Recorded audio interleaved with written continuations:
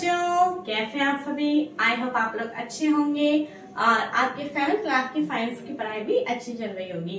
जैसा कि बच्चों मैं आपको एक चीज भी बताना चाहती हूँ कि जो मैंने अभी तक आपको जितने भी चैप्टर्स कराए हैं, है ना, और उनमें से जो आपके PT1 वगैरह जो आपके एग्जाम हुए हैं स्कूल में, आप प्लीज उन चैप्टर्स में से और जो मैंने आपको नोट्स बनवाए हैं आप उनका एनालिसिस जरूर कीजिए। आपको देखने को ये मिलेगा कि बहुत सारे क्वेश्चन उन नोट्स में से आए हैं, है ना, और आपको इससे आगे के लिए पता चल जाएगा कि हमें कैसे तैयारी करनी है। जैसे मैं पढ़ाते समय बीच बीच में ही बताती हूँ आप लोगों को कि ना यहाँ से ये क्वेश्चन बन सकता है, यहाँ से ये क्वेश्चन बन सकता है, जो मैं बोल के बताती हूँ आपको, तो वो मैं आपसे रिक्वेस्ट करना चाह रही हूँ कि वो हैंड टू हैंड आप अपनी कॉपी के अंदर नोट डाउन कर लीजिए उस चीज को। क्यों? क्योंकि वो जो है क्वेश्चन बन के आते हैं एग्जाम में। ओके बच्चों, और मैं ये कहना चाहूंगी कि अगर आप शिक्षिता साइंस पॉइंट पे चैनल पे पहली बार विजिट कर रहे हैं तो मैं आपसे कहना चाहूंगी कि ये चैनल आपके लिए क्लास 6, 7, 8 की साइंस की वीडियोस लेकर आता है। और अगर आप नए हैं तो प्लीज इस चैनल को लाइक करें, शेयर करें, सब्सक्राइब करिए। क्यों?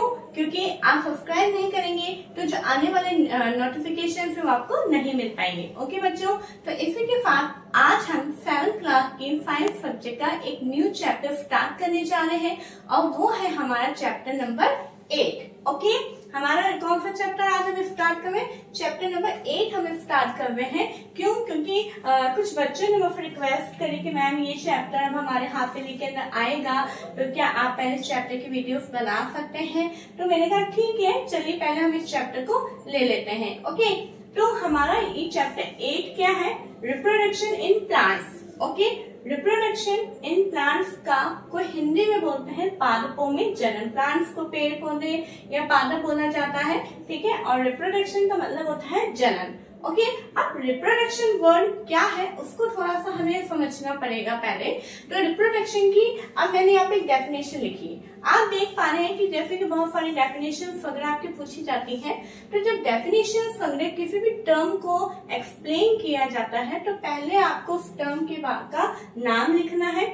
मैं फिर आपको पहले भी बता चुकी हूँ ये सारी बातें, लेकिन फिर बता रही हूँ, और फिर उसके बाद में आपको इसके बारे में डिस्क्राइब करना है। ओके, तो अभी यहाँ पे रिप्रोडक्शन क्या है? The production of new individuals from their parents is known as reproduction. यानी इसका मतलब क्या है कि पेरेंट्स से वो जो न्यू इंडिविजुअल यानी जो नई उत्पत्ति होती है, नया जो एक नए ऑर्गेनिज्म का जो जन्म होता है उसको अपन क्या बोलते हैं? रिप्रोडक्शन बोलते हैं। ठीक है, जैसे कि हम देखते हैं कि अगर आप, है ना, मैंगो का बीज जमीन में बोते हैं तो कौन सा पेड़ बनता है? मैंगो प्लांट बनता है, फिर ट्री बनता है उसका। ठीक है, तो वो क्या है?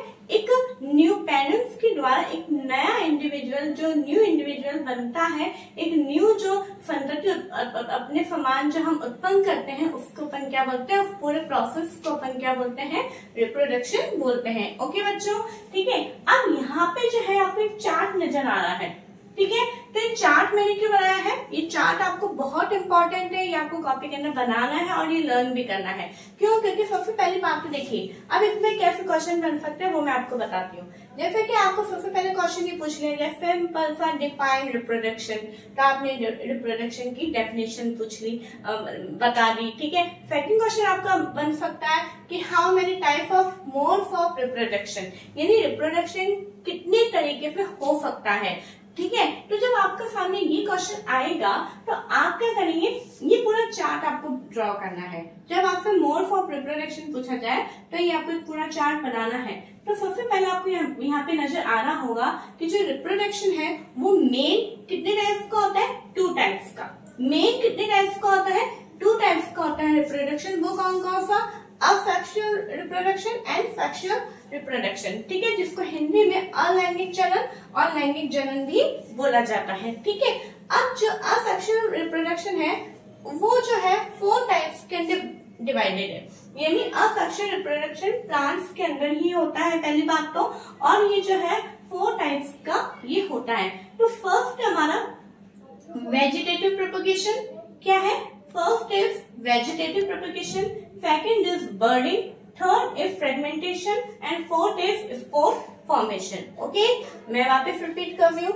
फर्स्ट टाइप क्या है? Vegetative reproduction, second is budding, third is fragmentation and fourth is spore formation. अब यहाँ पे क्या है, मान लो आपसे केवल ये पूछ लिया जाए कि जो बर्डिंग है वो कौन सा रिप्रोडक्शन का टाइप है, तो अब आपको यहाँ पे नजर आ गया। ये चार्ट आप बनाएंगे, अगर आप ये चार्ट नहीं बनाएंगे और आपको ऐसे याद करने की कोशिश करेंगे तो याद नहीं रहेगा, लेकिन जैसे आप चार्ट बनाएंगे तो आपका डायरेक्ट आंसर आ गया। बर्डिंग जो है असेक्सुअल रिप्रोडक्शन का पार्ट है, ठीक है। फ्रेगमेंटेशन किस रिप्रोडक्शन का पार्ट है, असेक्सुअल रिप्रोडक्शन का।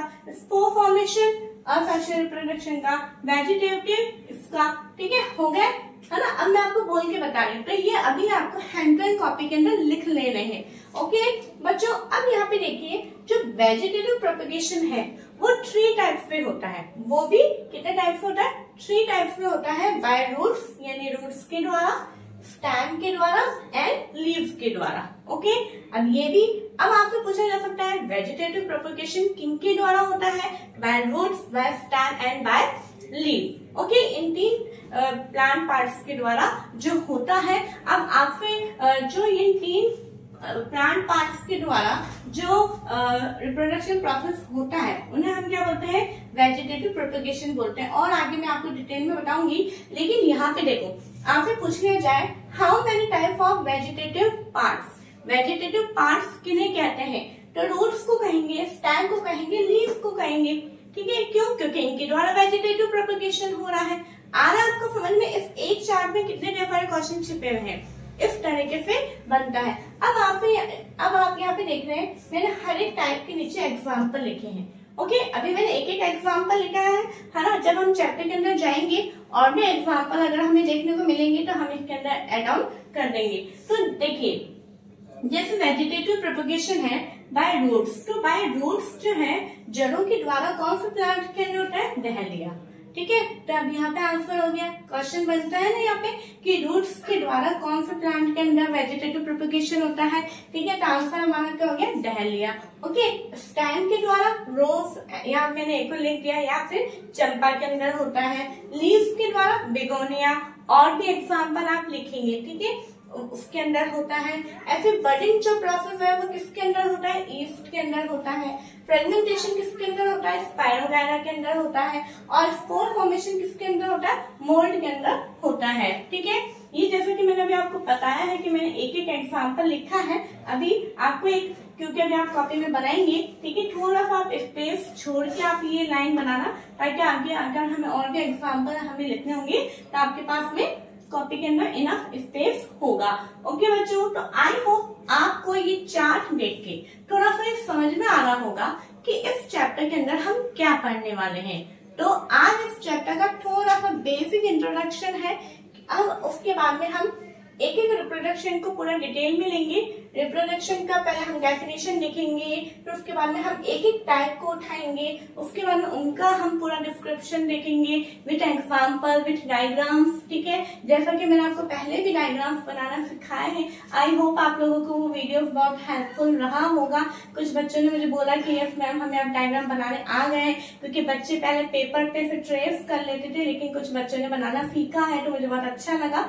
लेकिन अगर आप लोगों ने अभी तक नहीं देखा है तो प्लीज, क्योंकि आपके पहले के चैप्टर्स भी हाफिली में रिपीट होंगे, हो सकते हैं, तो आप प्लीज डायग्राम वाले वीडियोस को जाके आप देखिएगा। ओके, ठीक है बच्चों, तो आप प्लीज एक एक एग्जाम्पल, जैसे फ्रेगमेंटेशन का पूछ लिया जाए, फ्रेगमेंटेशन का एग्जाम्पल पूछ लिया जाए तो आपका आंसर होगा स्पाइरोगायरा। या ऐसे भी पूछ लिया जा सकता है स्पाइरोगायरा कौन से प्रोसेस के द्वारा रिप्रोडक्शन शो करता है, तो फ्रेगमेंटेशन।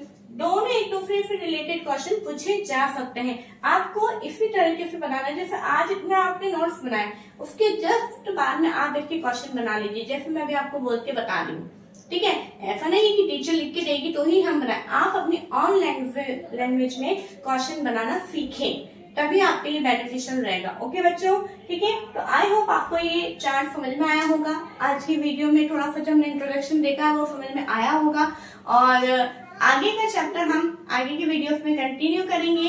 प्लीज अगर आपने पहले के चैप्टर्स के नोट्स नहीं बनाए हैं तो मैं आपसे रिक्वेस्ट करती हूँ वापस उन वीडियोस को जाइए, पार्ट वाइज वीडियोस हैं, आपको कहीं कुछ ढूंढने की जरूरत नहीं पड़ेगी। आप प्लेलिस्ट में जाइए, चैप्टर 1 का भी अलग अलग पार्ट्स हैं, ठीक है। आप वहां जाइए, उन वीडियोस को देखिए और अगर अच्छी लगती है तो लाइक करिए, शेयर करिए, सब्सक्राइब करिए। Okay, thank you.